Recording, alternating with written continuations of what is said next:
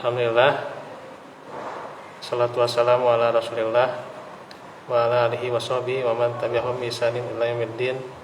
Asyhadu an la ilaha illallah wahdahu la syarikalah wa asyhadu anna Muhammadan abduhu wa rasuluh alladzi la nabiyya ba'da. Alhamdulillah, suatu fillah, kita bertemu lagi di waktu maghrib ini, dan sebagaimana menjelaskan pelajaran taharah yang waktu itu lupa lagi terakhir ya sampai mana, karena udah lumayan ya. Sebenarnya dari hadisnya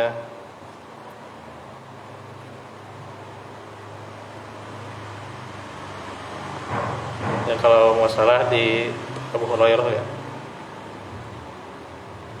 kita ulangin lagi aja hadisnya. Rasulullah SAW sabda,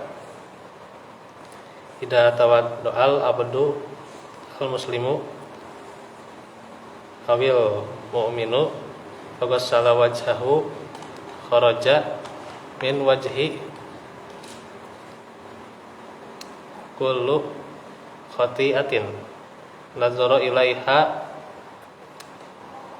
wa aynaihi ma'al ma'i au ma'a akhiri qadril ma'i.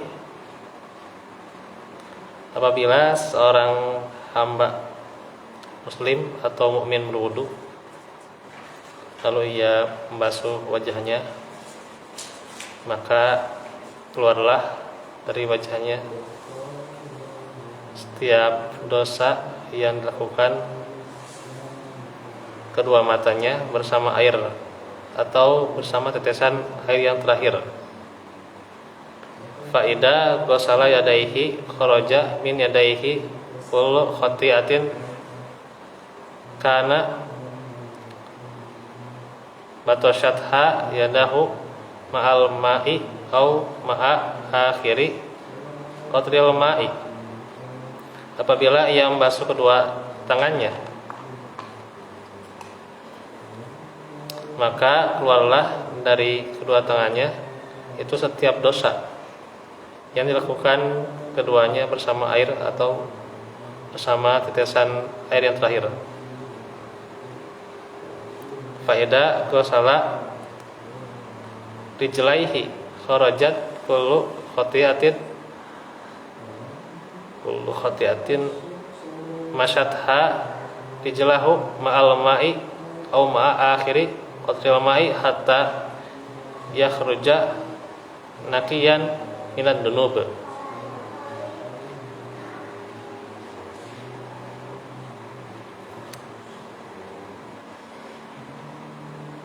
Apabila ia membasuh kedua kakinya, maka keluarlah dari kedua kakinya itu setiap dosa yang dilakukan keduanya bersama air atau bersama tetesan air yang terakhir, sehingga ia keluar dari wudu dalam keadaan sudah bersih dari dosa. Diriwayatkan oleh Imam Muslim. Ini hadis yang sudah kita pelajari waktu itu ya. Cuma lupa lagi sampai mananya kan. Kalau masalah agak panjang.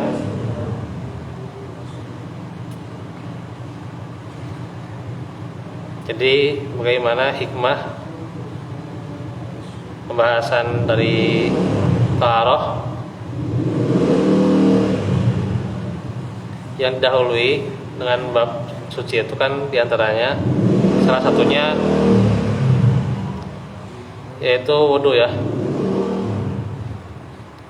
Wudu karena pintu gerbang memasuki sholat ya, dan juga munajat kepada Allah,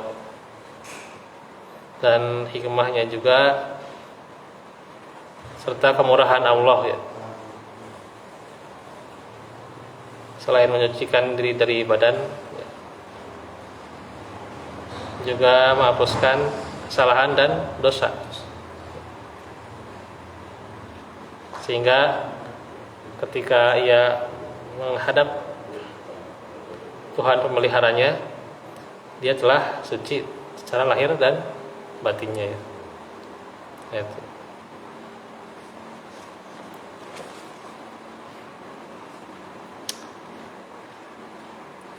Nah, diantaranya kalau syarat bagi sahnya sholat itu kesucian tempat sholat ya. Jadi tempat sholat itu harus suci, harus bersih ya dari najis ya. Bersihkan ya. Dibuat nyaman ya. Karenanya ini juga harus diperhatikan juga ya. Tempat sholat ya. Agar tentunya seorang itu bisa sholat ya dalam keadaan tenang ya, karena itu juga menambah khusyuan ya.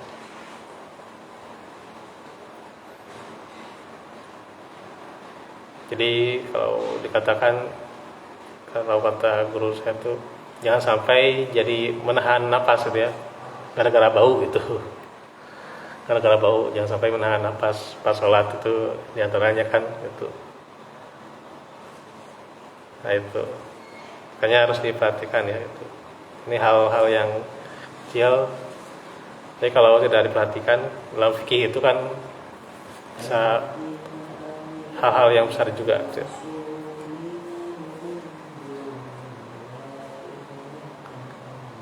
Nah terus juga berkaitan pakaiannya ya, yang dikenakan dalam sholat itu juga ya. Pakaiannya harus bersih itu ya.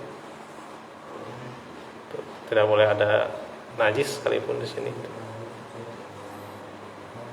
Bahkan kalau dikatakan dalam beberapa kitab ya, selamun najis ya,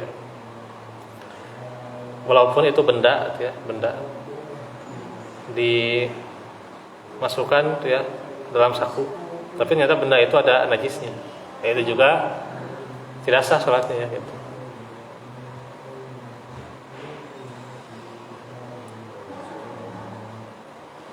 Nah, itu dalam hal pakaian. Juga pula perhatikan di masalah pakaian itu agar ya seorang laki-laki khususnya juga ya, di antaranya pakai wangian ya. Untuk laki-laki itu ya, kalau perempuan kan bisa menggoda ya. Jadi pakaian juga ini diperhatikan ya. Karena ini penampilan itu biasanya jadi nomor satu bagi orang lain ya, bagi orang lain ya. Walaupun tentunya ya seharusnya tentu ikhlas juga ya. Tapi ikhlas juga senantiasa ada perbuatannya juga ya. Artinya nggak cukup orang mengatakan ikhlas, dia diantaranya wujudkan dengan penampilan ya. Maka Nabi menyunahkan penampilannya demikian ya. Itu supaya, karena Nabi itu adalah teladan publik ya, itu.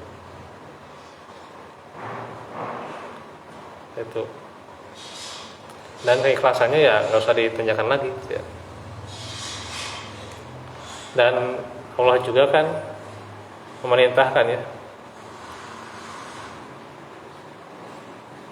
Wudu zinatakum inda kulli masjid ya, itu. Agar memperindah ya, pakaiannya ya, ketika masuki masjid ya, itu. Surah Al-A'raf ya. Dan kesucian diri badan juga nih diantaranya saat melaksanakan, saat mendirikan sholat ya. Maka apakah berkenaan dengan syarat-syarat tersebut ya, ada hikmahnya ya, untuk ditanamkan dalam jiwa umatnya. Tentunya pasti benar ya. supaya keseluruhan kehidupan seorang muslim itu harus suci dan bersih. Suci secara lahir ya, itu muqaddimahnya. Lagi suci secara batinnya ya. Dan bagi suci yang lebih besar dan tinggi derajatnya, yaitu hatinya ya. Yang seorang hamba hadap Allah meliharanya itu dengan qalbun yang salim ya. Illa man ataulaha qalbin salim ya. Dalam surah Asy-Syu'ara ya.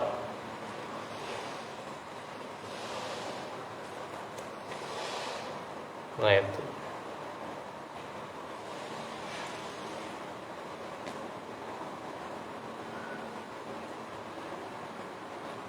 Nah itu juga bagaimana Islam juga menjelaskan tentang taharah juga. Terus juga itu yang hadis tadi ya, bahwa percikan dan tetesan air yang jatuh ketika kita berwudu,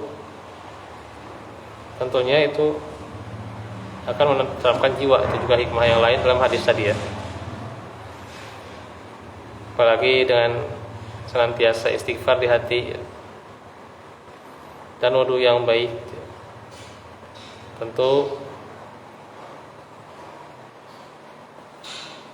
mengajarkan seorang itu kesehatan dan lebih siap menghadap pada Allah.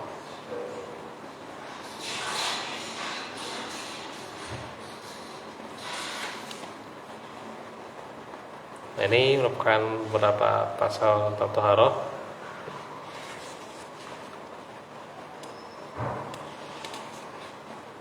Semuanya ini panjang ya, cuman beberapa saya coba jelaskan untuk ringkasnya ya.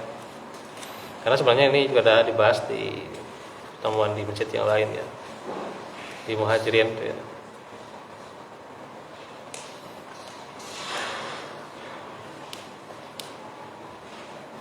Nah nantinya juga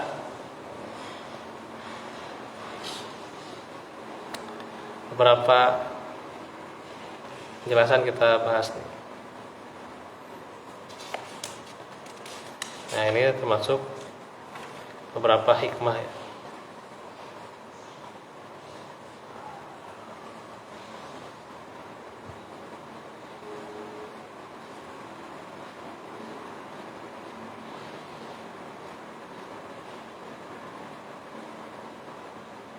Nah itu hadis yang pertama paling ya.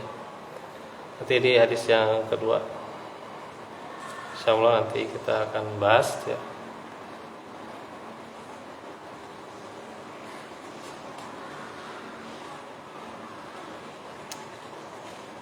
Hadis tentang taharah nih.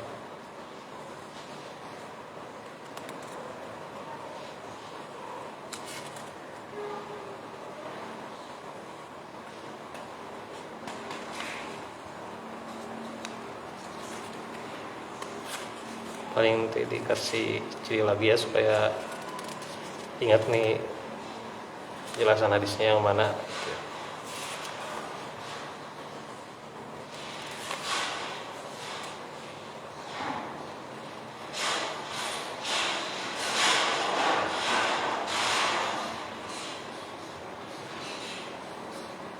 Jadi itu aja dulu ya. Assalamualaikum warahmatullahi wabarakatuh. Aku lupa melihat wa astagfirullah. Benatina fina benar. Aku lupa melihat wa astagfirullah li wa lakum. Assalamualaikum warahmatullahi wabarakatuh.